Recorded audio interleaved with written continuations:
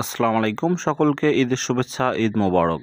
বন্ধুরা, আপনারা কিভাবে এরকম একটি ব্যানার ফটো তৈরি করতে পারেন ঈদ উপলক্ষে এবং এটিকে কিভাবে আপনারা আপনাদের প্রোফাইলে সেট করতে পারেন এবং নিজেরাই এডিট করে তৈরি করতে পারেন তার এডুজের তথ্য তুলে ধরব। আপনারা দেখতে পাচ্ছেন স্ক্রিনে পিক্স আর্ট নামে একটি অ্যাপস রয়েছে। এই অ্যাপসটিকে আপনাদেরকে ডাউনলোড করে নিতে হবে। তো আমার ভিডিওর ডিসক্রিপশন বক্স এবং কমেন্ট বক্সে আপনারা লিঙ্ক পেয়ে যাবেন, সেখান থেকে ডাউনলোড করে নেবেন এবং অ্যাপসটি যখন আপনারা ওপেন করে নিয়ে নেবেন তখন এখানে দেখতে পারবেন একটি প্লাস আইকন রয়েছে। তো সরাসরি আপনারা এই প্লাস আইকনে ক্লিক করলেই সর্বপ্রথম দেখতে পারবেন যে একটি ইমোজি রয়েছে। তো এটি আপনারা আমার এই ভিডিওর ডিসক্রিপশন বক্স থেকে অ্যাপস এবং এটি একসাথে পেয়ে যাবেন। সেইখান থেকে আপনারা এই ফটো এবং এই অ্যাপসটি ইনস্টল করে সরাসরি এখানে চলে আসবেন এবং এখানে দেখতে পাচ্ছেন এখানে আমরা একটি আমাদের ফটো অ্যাড করব।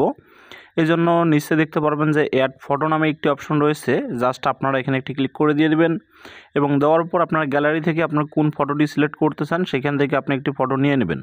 নেওয়ার পর উপরে একটি অ্যাড অপশন দেখতে পারবেন, এই অ্যাডে ক্লিক করলে আপনাদের ফটোটি অ্যাড করা হয়ে যাবে এবং অ্যাড করা হয়ে গেলে এখান থেকে ক্রপ অপশন দেখতে পারবেন। আপনারা আপনাদের সাইজ মতো এই অ্যাপস ফটোটিকে অ্যাড করে নিতে পারেন। তো এখান থেকে আমি ক্রপ করে এখান থেকে এটিকে সাইজ মতো করে নেব এবং করে নেওয়ার পর উপরে দেখতে পারবেন যে একটি ইরেজার আইকন রয়েছে। এইখানে আসার পর এখান থেকে দেখতে পারবেন যে সিলেক্ট অপশন রয়েছে, এখান থেকে পার্সন। তো আপনারা পার্সনের উপরে ক্লিক করে দিয়ে দিবেন এবং ক্লিক করার সঙ্গে সঙ্গে দেখুন আপনাদের ব্যাকগ্রাউন্ডে রিমুভ হয়ে যাবে এক ক্লিকেই এবং এইখান থেকে আপনারা সাইজ মতো এখানে বসাই নিয়ে নেবেন। আপনাদের ফটোর সাইজ অনুযায়ী এখানে বসাই নেওয়ার পর উপরে দেখতে পারবেন যে একটি টিকচিহ্ন আইকন রয়েছে, এখানে ক্লিক করে দিয়ে দিবেন এবং দেওয়ার পর এখান থেকে ডাউনলোড যে অপশনটি দেখতে পাচ্ছেন এখানে একটি ক্লিক করে দিয়ে দেবেন।